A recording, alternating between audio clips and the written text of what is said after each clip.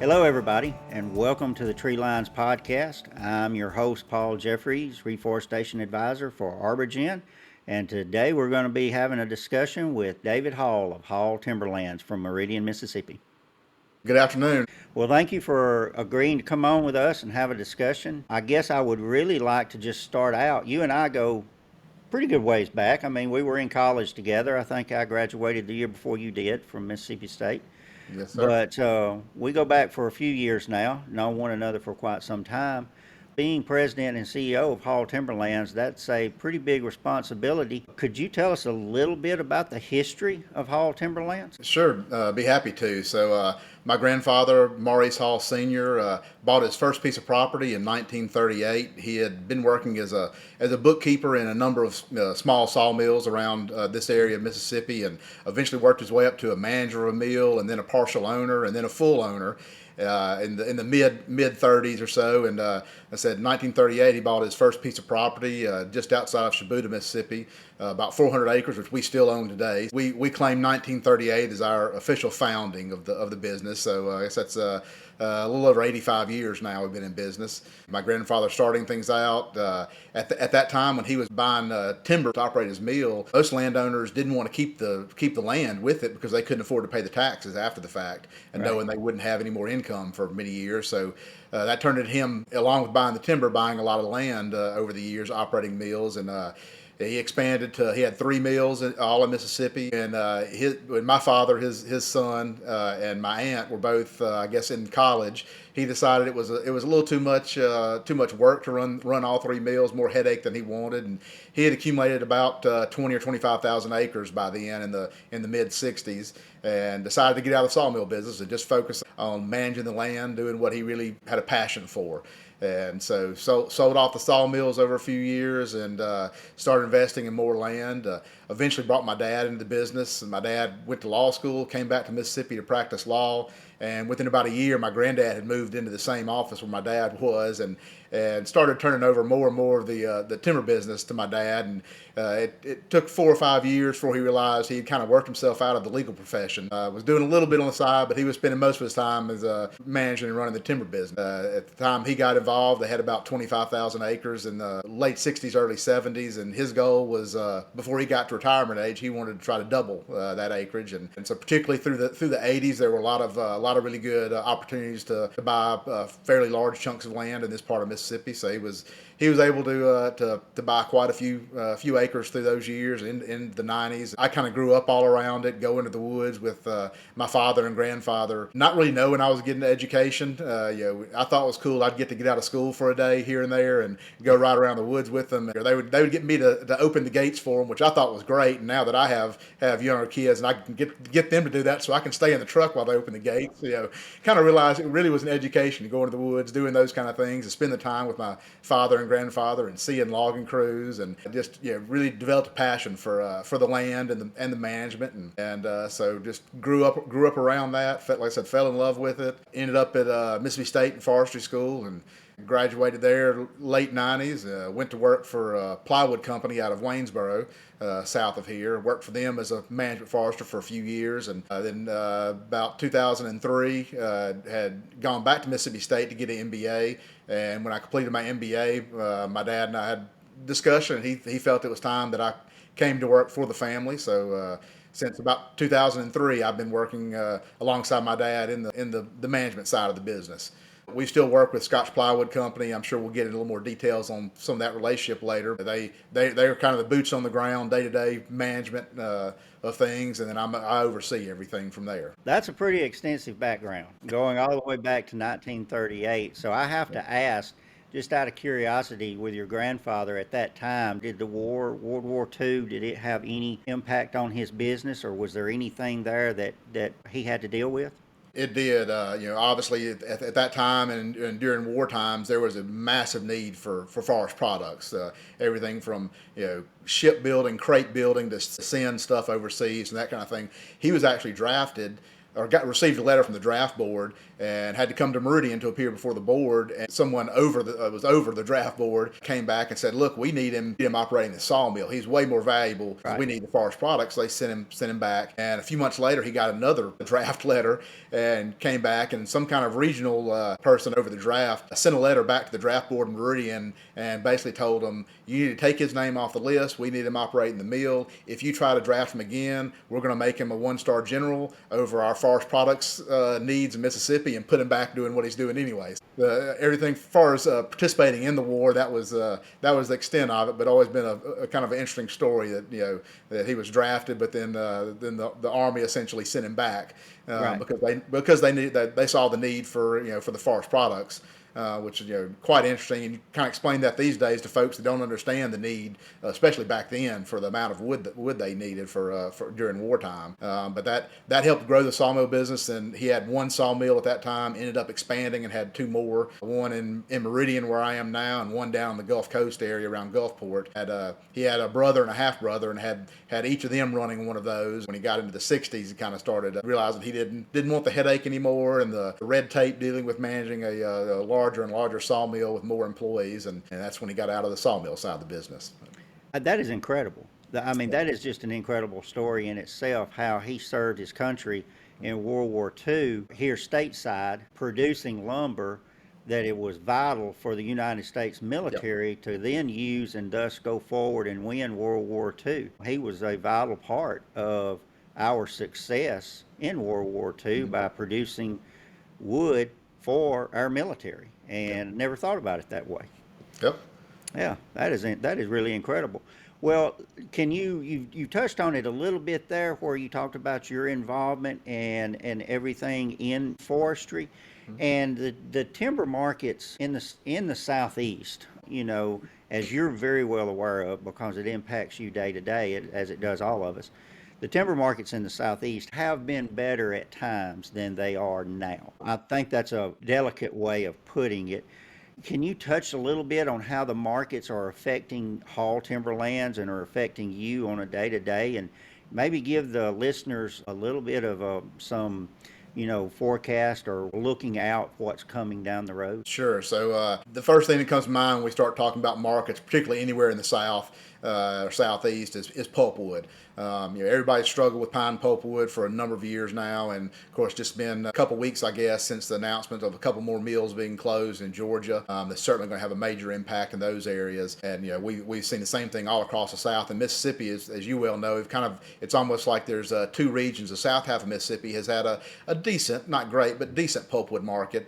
And when I say decent, that's more of not stumpage wise, more of that we just have some outlets to go to that will give us an occasional quota, so we can move some Right. pulpwood. And whereas the north half of Mississippi has had a virtually zero pulp market for quite a while now. I mean, there's acres and acres of probably 20-plus-year-old pine stands out there that need to be thinned 5 or 10 years ago that just can't get thin because there's no market. Hopefully, at least in our area, we're starting to see a little transition there. Not so much from the traditional pulp mills. We're seeing a lot of those, a number of those close. Some retooling and expanding, which is nice, but more so locally in the pellet and OSB markets. We've got a pellet mill that's actually going to be in Alabama, but not far from us, opening up in the next quarter or so probably, and an OSB mill just north of us, about 45 miles north of us, that I believe is going to be operating and buying wood sometime early next year. We don't expect to see that have a major impact on stumpage, but again, going back to the being able to move volume quota, a lot more of that quota is shifted from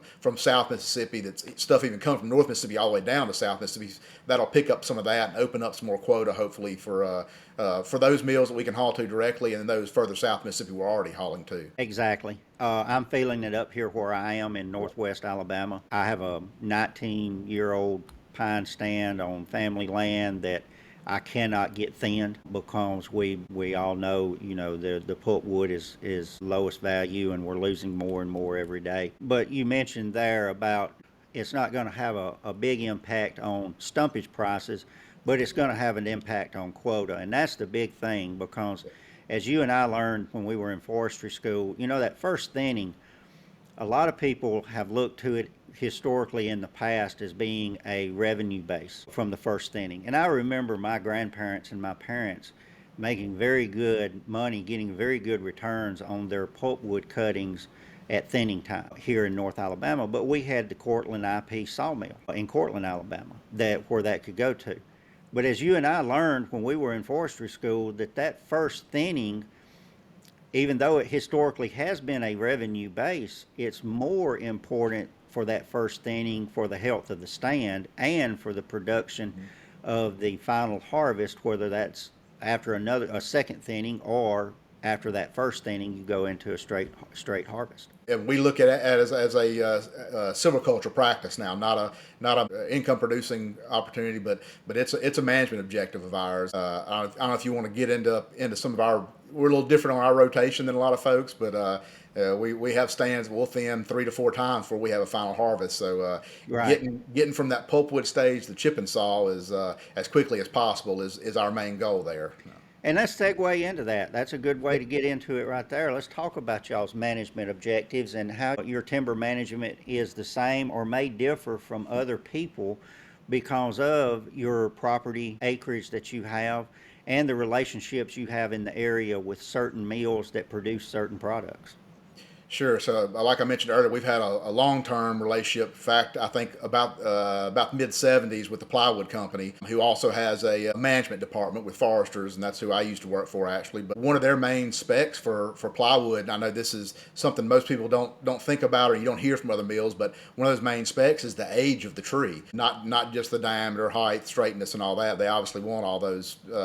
Particularly the straightness for making plywood logs. But having to grow at 43 years, we've for years basically said we were operating under a more or less a 45-year rotation, just to kind of round that Right. up a little bit and gives us a cushion of a couple years in there. We know we're always working on our age distribution to try to even that out, but looking at it from year to year, if we've got a year, this year we don't have a whole lot that's 43, 44 years old. If we have a couple years worth of a buffer there, we can kind of even that out. So when we're looking at our particularly our expenses, site prep cost and replanting, we kind of smooth that out over the years. We don't have all of a sudden have one year with a whole lot of expense, or one year where we have almost nothing to harvest and replant. But Right.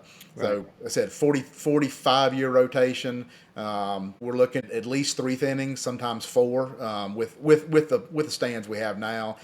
That age with 43, I fully expect that probably will lessen a little bit. It may be another 8 or 10 years, but we're thinking that may end up being somewhere in maybe the late 30s, 38-year-old, but still not a lot different from where we are now. And that's most managed timberlands in the South, whether it's industrial or even smaller landowners, are looking nowadays at a 1, maybe 2 thinnings at most Right. before a final harvest.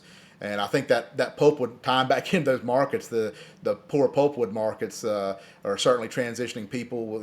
Looking at that with improved genetics of trees, looking at the lower spacings to maybe even skip a pulpwood, a true first thinning, and that at that time of a first thinning, maybe 15, 16 years, having more or less a chip and saw thinning now, Right.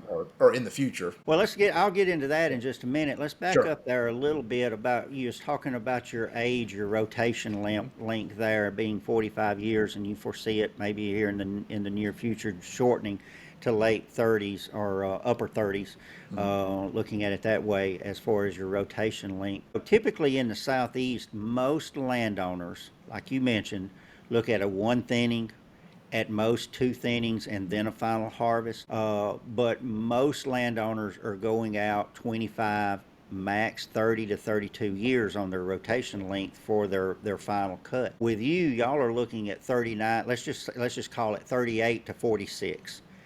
For a range there of your limit. What is that getting you? What is that longer rotation getting you, and why are the mills that you're supplying? Why do they need that?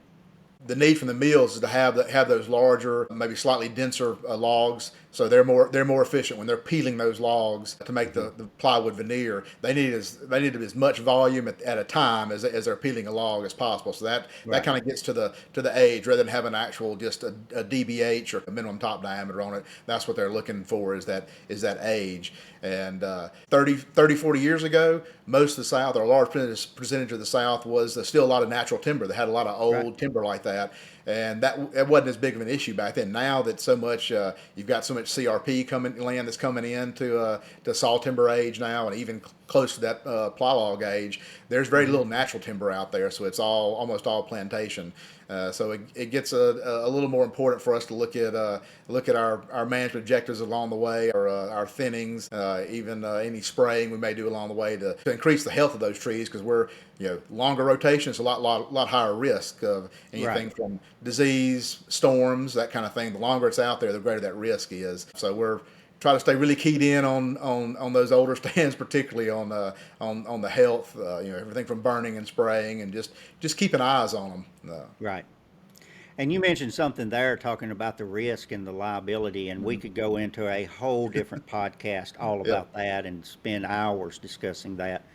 But with the weather conditions like they've been in Mississippi in the last few years, and I actually heard at a meeting, one of the last few meetings I went to, that Tornado Alley has shifted from Yep. no longer being in Missouri, Nebraska, Oklahoma, to being right through central Mississippi, which is just our luck. I mean, that's all we need, right, David? Oh yeah. Is now we're the center part for the United States, the most active tornado Hmm. area. So that's just great for us again. But Yeah. you were talking about the peeler logs and making the veneer out of it, using better genetics for that. And you were talking about the age of the tree, but I think there's a couple of other characteristics that to produce that product, what we call peeler logs. And for those that may not understand what that is, and correct me if I'm wrong, David, but a peeler log is basically a log that can be run through a peeler sawmill, or basically a lathe,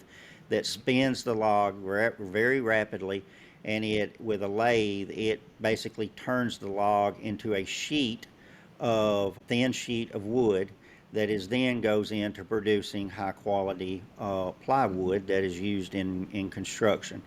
And so, you're talking about the age needing to be there for those types logs, but I'm pretty sure there's a couple of other characteristics that those logs need to be able to use that, or to be able to use in that product. Is that correct? That's correct, and knots being one of the big things. Just like in any lumber, dimensional lumber product, when you get something that size, you don't need massive knots or a lot of knots and scattered around. And looking at a lot of the advanced genetics we've been planning for years now. With the ArborGen's done a lot of great work and research on particularly branch size and branch angle and things like that. That we don't have anything old enough in the woods yet from those advanced genetics for a plywood log, but that's what we're looking at, is try to get that good clean wood. Well, Yeah. let me ask you this. So, with that and those characteristics that you need, typically here in the past, y'all have planted a lot of our mass control pollinated, or our MCP Yep. families on Hall Timberland property.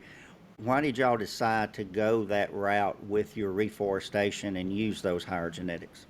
We were really impressed with just the improvements in the open pollinated seedlings we were seeing, going back 15, 20 years even. And as the MCP product was introduced, we started looking into those and looking at data from the co-ops on those trees. We were really excited. Again, going back to that longer rotation, and which goes to the higher risk, we need to make sure what we're starting out with on day one is going to be the best product we can have there. If we're going to have to hold it that long, we need to know that we're going to have that high saw timber potential. What I like to tell people that don't really quite understand the plywood log side of things, but they do understand. A lot of folks understand the pole industry, or utility poles. That said, our real goal is that I want to plant a seedling that I feel like at that 40-year-old, 45-year-old age has a high probability of being a transmission pole, which is essentially the highest quality product we can have out of a loblolly pine tree. Now, we're not going to have 100% of those. Certainly know that. There's too much can happen to that tree over the years, and that may not make it just straight enough and perfect, no taper. But if that's our goal to shoot for, we know that we're going to have an extremely high saw timber potential and ply log potential, and then have that kind of gravy at the end of any of those 10% or so an acre that do make those transmission poles. And when you start talking about those, and you're looking at at least two, maybe three and a half times the stumpage rate as a ply log. I'm glad you brought that up, because there's a saying out there, and I don't know who coined. I might have been the first one, but anyway, that you can always put a saw log through a pulp mill, but you can never put a pulp log through a Yep. sawmill. And what I mean by that is if there should be a shortage of pulp for whatever reason, and the market, the stumpage prices for pine pulp wood just shoot out the roof, and you never know, that could happen. Markets are dynamic, they're always changing. And but if that would be the case, you could take, and it has happened in the past where the saw timber market was not that great at the time, but they really needed the pulpwood, and there has been cases where they have put saw log quality stems through a pulpwood, through a pulp mill, and I mean I would cry watching it happen. But it is what it is. And on the reverse of that, should that pulpwood, and this is what we are living today in the state that we're in, where if it is a pulpwood log and it's never going to make it to a saw log or what we call saw timber, then you can't put that through that mill. There's nothing they can do to get a log or get a piece of lumber out of a tree that is twisted, crooked, forked, or just really knotted up. So, as you were alluding to there, talking about not knowing what the market's going to be at the other end, whether the gold standard is for the ply log or whether you've got utility poles. I like that term you used, gravy, at the end of the rotation.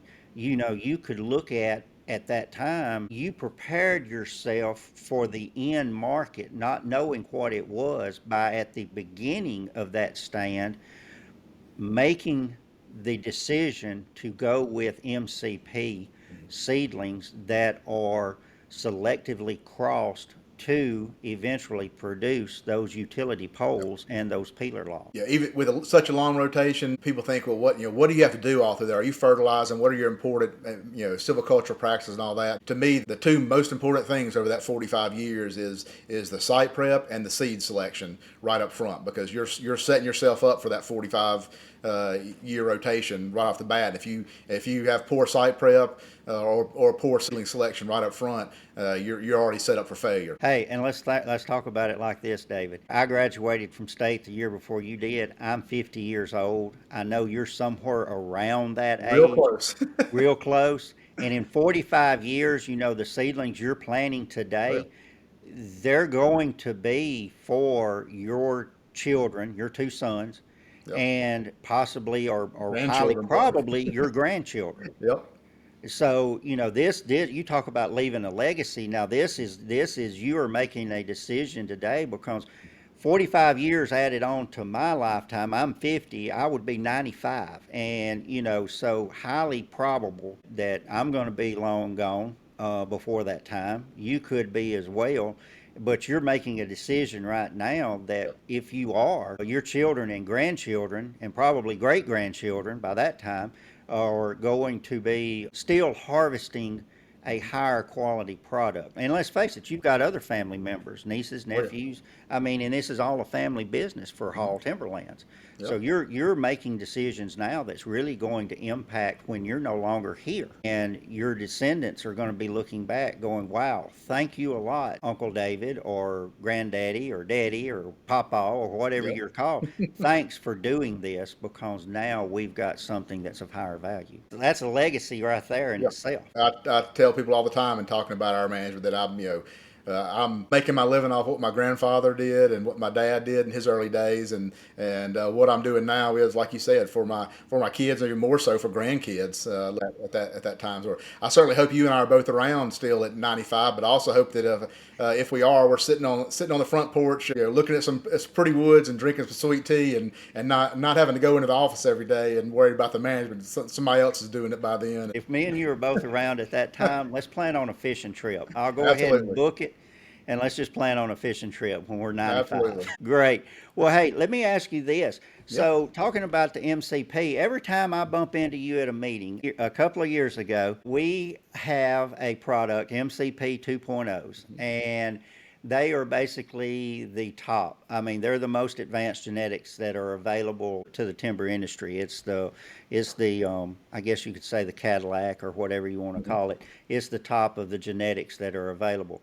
And a couple of years ago, you and I got together. A good friend of ours, Jeff Smith with Scotch, we all got together, and you said, "Hey, I've got this front yard that's really too big for me to mow." Now, and you wanted to put some MCP 2.0s out there. We worked it out. You had it machine planted.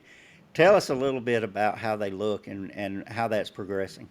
They look absolutely amazing, and we live, as you know, we're outside the city limits, but we're on a really busy road with a lot of folks that come by. So I get a lot of feedback from folks about it. We, like you said, it was about a 7 acre, essentially old hay pasture out front, and I didn't want to cut hay or have to bush hog all the time, and of course, growing up around this business, I want to look at pine trees as much as I can, particularly well managed, pretty trees. And we had actually planted, I think it may have been the first year y'all had some 2.0s available about 4 years ago. Right. Just on the other side of town, we planted a spot site, and I saw the advantages of them, how great they just jumped up that first year. And so when we got this property and ready to plant something, that's when I think I called you and told you I want some 2.0s. I don't know if you have any available, but I want some for this front yard. I got a couple different main objectives here. It's not going to be managed necessarily like everything we have. It's because it is my front yard, and but I do want to get something that I know is going to be a pretty tree, fairly easy for us to manage. It's going to look good for years, and also get up high enough to be a screen within a couple years for the backside of our property where we have a lake and other things. So. This is they're, I guess, wrapping up their second growing season right now. Granted, they have been babied to an extent a bit more than your average plantation, because it is essentially my front yard. So I've been Right. able to bush hog maybe twice a year between the rows, help cut down that competition. And we did band spray them as well that right after planting. But I think the last time you and I measured some trees out there, I think the largest one was probably the spring, and the largest was maybe just over 11 feet. I'd say easily right now the average height is going to be probably 8.5 feet, and there's going to be some that are pushing 15 feet right now, and they're pretty trees. But like I said, I get a lot of feedback from folks that drive by every day. When I see them, and we first planted them, I actually had several people ask me if we were planting a Christmas tree farm, because Really? they had never seen such perfectly straight rows, which with machine planting and on open old pasture. I mean, it looks more like a soybean or a row crop when it first started. So people thought we had a Christmas tree farm, and I told my wife, at the end of that first year of growing season, or December last year, I said, I hope I'm not going to have to run folks off that stop on the side of the road, try to cut a tree out here thinking it's a Christmas tree farm. They're going to try to steal one. But yeah, they look really good, and get a lot of compliments. A lot of folks ask, I know there's something special about those trees. What is it? And I explain to them. They're thoroughbreds. Yes, They are absolutely. Yeah. thoroughbreds. Well, that sets us up. If anybody, for those out there in TreeLines land that have never seen these, they have been featured a lot on some of our web blast and some of our Facebook posts.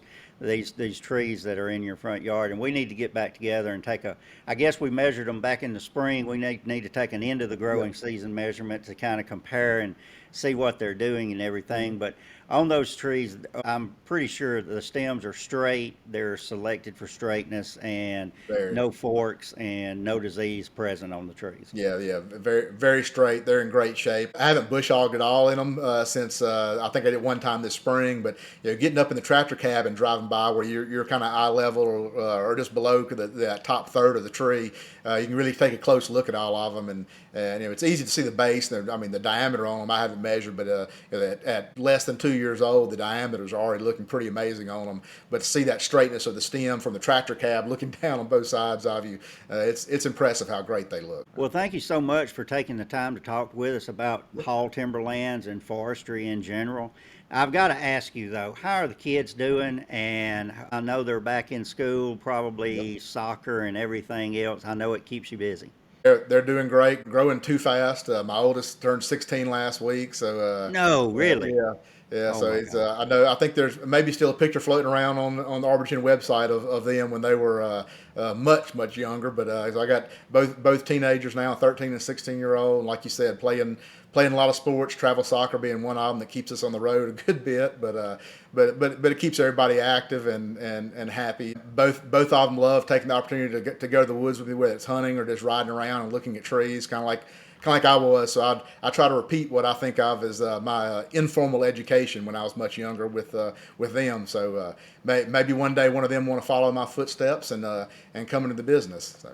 Hey, that's the best way to get them involved. That's how I got involved in forestry, was just staying out, being active. And when I was a kid, hunting, I never was one to sit inside. I always wanted to be on the creek Yeah. bank somewhere fishing, or whatever hunting season was open was what I was doing. And hey, let's face it, it's fall now. I don't know what it is about when the temperatures start dropping and the leaves start changing color. It just kind of triggers something inside of us. My eyebrows start going up, and I'm thinking, wait a minute, it's getting close to planting food plots, and it's getting close to scouting out for deer season. Yeah, certainly my favorite time of year is you get it as that temperature starts dropping and the leaves start changing. It's hard to beat it.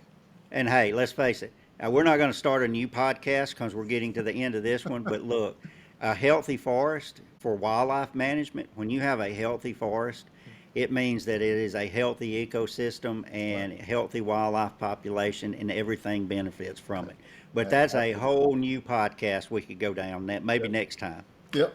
Be happy to do that. Well, thank you so much, David, for taking the time just to tell us. I mean, just the history alone of Hall Mhm. Timberlands. You should write a book. I hope you do, and I'd like to get a signed copy. You and your father should write a book sometime. Just the history of Hall Timberlands and what it brings to the state of Mississippi, what y'all bring to the state of Mississippi as far as good management, great decisions that you make. You make decisions in forestry or with your timberland management that benefits the next generation. And so, for a lot of folks out there that don't understand forest measurement and everything, some people still have the bad image of we're just out there to cut the trees and we don't care. We don't care about what happens to it afterwards. And that is completely inaccurate because, Yep. like with you and with myself, we're not making these decisions for our income. Your grandfather, you're reaping the benefits of your grandfather's decision Yep. for with your income. Your children and your grandchildren's income is going to come from your decisions that you're making now. So you're working for their income going out Yep. into the future. Yeah, there's no greater conservationist than timberland owner, in my opinion, because yeah, most timberland owners aren't looking at just the trees. They're looking, like you mentioned, at the wildlife, the aesthetics, and everything Yeah. out and about it, and they want to be involved. I'll mention just one other thing real briefly. Yeah, I mentioned to me the importance of that beginning of your rotation, the site prep and the seedling selection.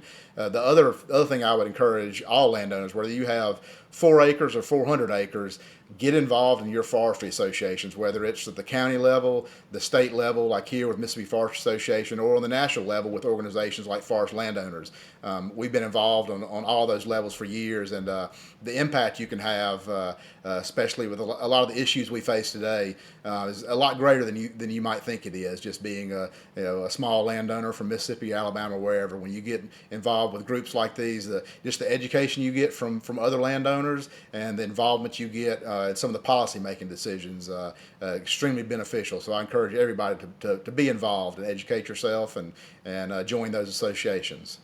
Amen on that. I cannot emphasize that enough, and thank you for bringing that up. If landowners are not happy with the state of the timber markets in the area or in the South today, get involved. Get involved in every state has a forestry association, Mm-hmm. and then you have the national associations, like you mentioned, Forest Landowners Association.